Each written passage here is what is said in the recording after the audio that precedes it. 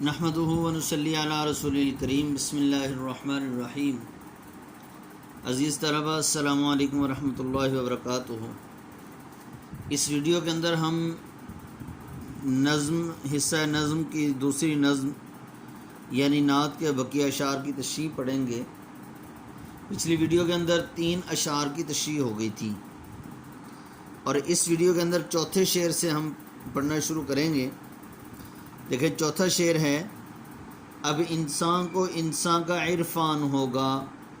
یقین ہو گیا ہے اعتبار آ گیا ہے۔ یقین کا معنی اعتبار ہے، اعتبار کا معنی یقین ہے، عرفان کا معنی پہچان۔ مفہوم اس کا یہ بنے گا کہ اب انسان کو انسان کی پہچان ہو گئی ہے، کیونکہ حضور صلی اللہ علیہ وسلم نے جو محنت کی اس محنت میں انسان کو پہچاننے لگا، اس لیے آپ صلی اللہ علیہ وسلم کے دنیا میں تشریف لانا اور اس کے اثرات کا اب یقین اور اعتبار ہو چکا ہے۔ اور حقیقت میں دیکھا جائے عزیز طلبہ، ایسا ہی ہوا کہ حضور صلی اللہ علیہ وسلم کے دنیا میں تشریف لانے سے پہلے اور بالخصوص پیارے حبیب صلی اللہ علیہ وسلم کی نبوت ملنے سے پہلے اگر جہالت کو دیکھا جائے تو جہالت اپنے عروج کو پہنچی ہوئی تھی اور اپنی تمام حدیں پار کر چکی تھی۔ مثال کے طور پر جیسا کہ پچھلی ویڈیو کے اندر بتایا کہ جہالت کا یہ عالم تھا کہ قتل و غارت کئی 100 سالوں سے چل رہی تھی، 2 خاندانوں میں 2 قبیلوں میں آپس میں جنگ و جدال لڑائی جھگڑا چلتا، آنے والی نسلوں کو پتہ ہی نہیں ہوتا تھا کہ کیوں ہو رہی ہے لڑائی۔ غریب کو کمزور سمجھا جاتا، کمزور کے اوپر ظلم کیا جاتا اور ظلم کی انتہا ہوتی تھی۔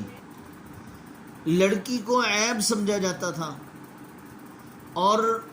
اس لیے کہ اس کو جہیز بھی دینا پڑے گا، وراثت میں حصہ بھی دینا پڑے گا، اور لڑکی کو زندہ کو دفن کر دیا جاتا تھا۔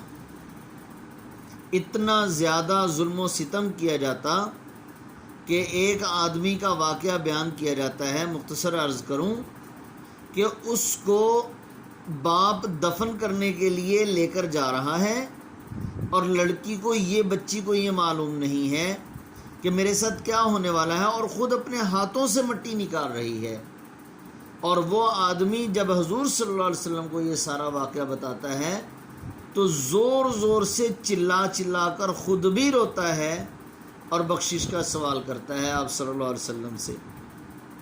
اور پھر جہالت کا یہ عالم تھا کہ ماں کو وراثت میں باپ کے فوت ہونے کے بعد بیٹا اپنی وراثت میں لے لیتا اور لونڈیوں جیسا سلوک کرتا تھا، نکرانیوں جیسا سلوک کرتا تھا۔ چنانچہ حضور صلی اللہ علیہ وسلم کو جب نبوت ملی، آپ صلی اللہ علیہ وسلم نے بیٹی کا، بیوی کا، ماں کا، بہن کا، ہر انسان کا اور ہر رشتے کا آپ صلی اللہ علیہ وسلم نے حق بتایا کہ کس رشتے کو کس حق سے اور کس طرح سے ادا کرنا ہے۔ تو آپ صلی اللہ علیہ وسلم کے آنے کی پہچان آپ صلی اللہ علیہ وسلم نے آ کر تمام رشتوں کی پہچان بتائی۔ اور پھر کہتے ہیں کہ آپ صلی اللہ علیہ وسلم نے جو ہے وہ ایسا جام پلایا محبت کا کہ جس کی وجہ سے دلوں سے نفرتوں کو نکال دیا۔ اور اسی موقع پر ایک شاعر کہتا ہے کہ صدق و صفا کا پیکرے نور آ گیا، صدق و صفا کا پیکرے نور آ گیا، لے کر حیات تازہ کا منشور آ گیا۔ یعنی پیارے حبیب صلی اللہ علیہ وسلم ایک نئی زندگی جو کہ انسانوں والی اور انسان کو جنت کی طرف لے کر جانے والی زندگی تھی، اس کا ایک منشور، ایک دستور، ایک طریقہ کار لے کر آئے۔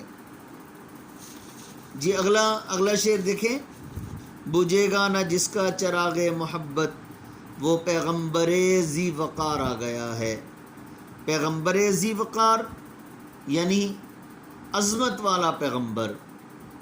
ذی وقار عزت والا پیغمبر، بجھے گا نہ جس کا چراغ محبت، وہ پیغمبر ذی وقار آ گیا ہے۔ مفہوم اس کا یہ ہے کہ جس پیغمبر کا محبت کا چراغ قیامت تک روشن رہے گا، اب وہ پیغمبر عزت والے دنیا میں تشریف لا چکے ہیں، یعنی پیارے حبیب صلی اللہ علیہ وسلم۔ تو عزیز طلباء، دیکھا جائے تو حقیقت میں بھی ایسا ہی ہے۔ آپ صلی اللہ علیہ وسلم دنیا میں تشریف لائے، نبوت ملی،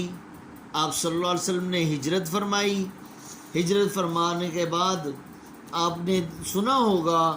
علماء سے بیانات میں یا کتابوں میں پڑھا ہوگا، اپنے بڑوں سے سنا ہوگا کہ آپ صلی اللہ علیہ وسلم نے محبت کی ایک مثال قائم کی کہ جس وقت مدینہ منورہ تشریف لے گئے ہجرت کر کے، تو آپ صلی اللہ علیہ وسلم نے انصار کو جو ہے وہ جب خطبہ دیا تو تمام کے تمام انصار جو تھے مدینہ منورہ کے لوگ تھے، انہوں نے مکہ والوں کے لیے اپنی زمینوں، جائیدادوں، اپنی جاگیروں کے گویا کے دروازے کھول دیے، اور جن کی جتنی زمین تھی، ایک آدمی کے 2 گھر تھے مثال کے طور پر، ایک گھر اپنے بھائی کو، مسلمان بھائی کو پکڑا اور پکڑ کے کہنے لگا بھائی یہ گھر تیرا، اور زمین آدھا حصہ تیرا،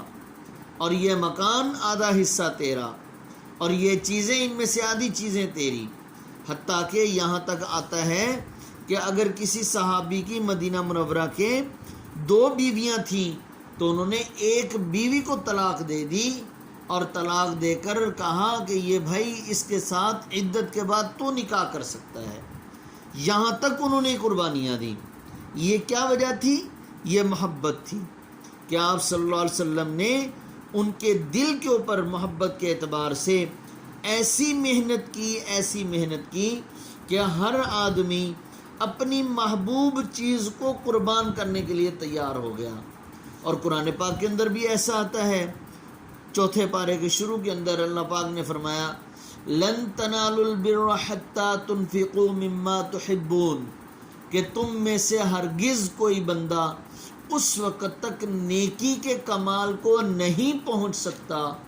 جب تک کہ وہ اپنی محبوب چیز کو اللہ کے راستے میں خرچ نہ کر دے۔ اور پیغمبر صلی اللہ علیہ وسلم نے بھی محبت سکھائی اپنے صحابہ کو، کیسے کہ آپ صلی اللہ علیہ وسلم نے فرمایا کہ کوئی شخص لا یؤمن احدکم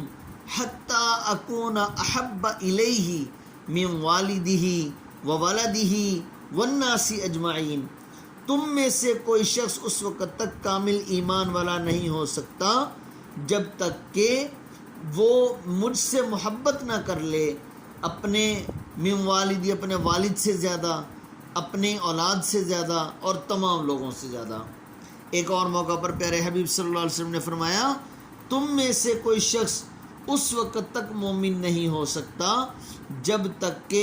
وہ اپنے بھائی کے لیے وہ چیز پسند نہ کر لے جس کو وہ خود اپنے لیے پسند کرتا ہے۔ تو اس موقع پر شاعر کہتے ہیں کہ آپ صلی اللہ علیہ وسلم نے سب کی رہنمائی کی، ساری مخلوق سے بھلائی کی۔ اور ایک موقع پر شاعر کہتا ہے دونوں عالم میں تجھے مقصود گر آرام ہے، دونوں عالم میں تجھے مقصود گر آرام ہے، اس کا دامن تھام لے جس کا محمد نام ہے صلی اللہ علیہ وسلم۔ وہ پیغمبر ذی وقار آ گیا ہے۔ پیغمبر کی عظمت کے بارے میں بات کریں تو سورہ الم نشرح کے اندر اللہ جل شانہ مختصر سے انداز میں فرما رہے ہیں وَرَفَعْنَا لَكَ ذِكْرَكَ، کہ اے پیغمبر ہم نے تیرے نام کو، تیرے ذکر کو بلند کر دیا۔ اب جس کے بارے میں اللہ کہے،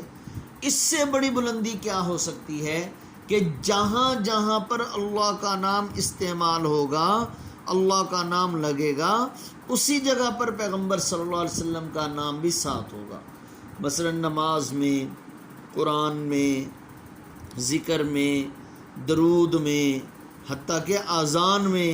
اللہ کا نام، اللہ کے نام کے ساتھ محمد صلی اللہ علیہ وسلم کا نام۔ جی آگے دیکھیں جی، زمانے کو اپنی منزل مبارک کے ایک خضر صدرہ گزار آ گیا ہے۔ شاعر اس آخری شعر کے اندر پورے کے پورے زمانے کو مبارکباد دے رہے ہیں، پورے کے پورے زمانے کو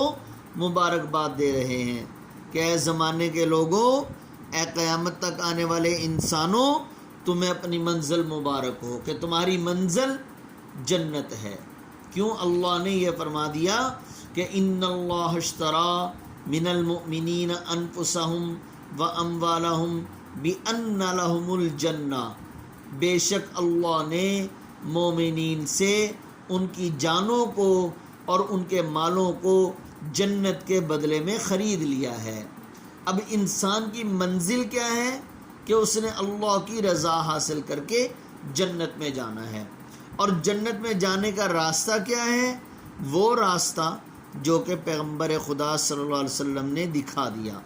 خضر کا کیا معنی ہے؟ خضر صدرہ گزار، یہ حضور صلی اللہ علیہ وسلم کو کہا گیا ہے۔ وہ خضر اس لیے کہ حضرت موسیٰ علیہ السلام کو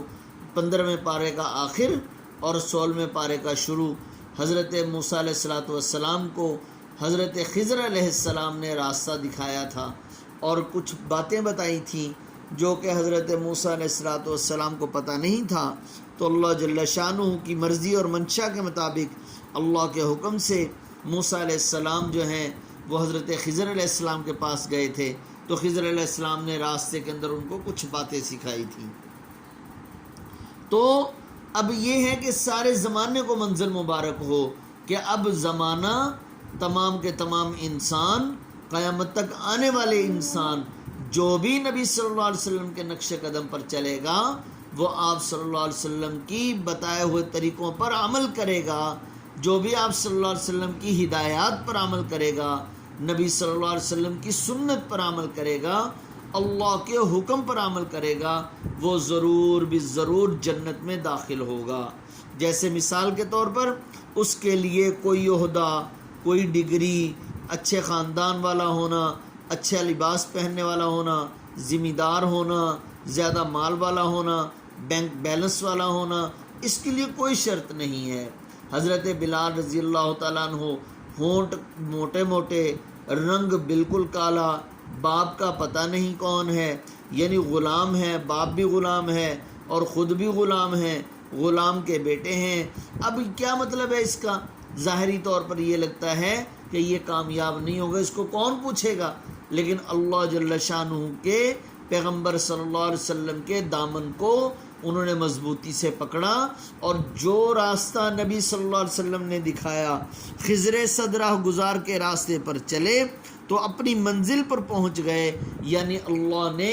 جنت میں ان کو پہنچا دیا۔ تو شاعر نے کیا کہا؟